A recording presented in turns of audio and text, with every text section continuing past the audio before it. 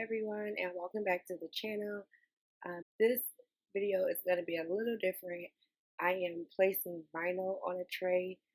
Yes, this is a kid's tray, but it is for a party that I am decorating. As you can see, it's Princess and the Frog. I am in my Cricut design space, and I am cutting out my vinyl, and I'm going to be placing it on the tray.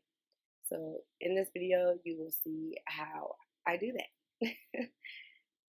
So like I said, I will be using vinyl to add to this tray, and then once I decorate the party, I might put up a little video to show you my skills on the decorating side. To get it right,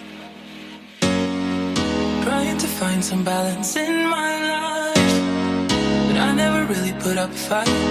Didn't follow my dreams, and now I'm losing sleep. Slowing it down, leave till yours if you want. Enjoy the ride, 'cause those ups and those downs is what makes it worth the ride. You will make it in time.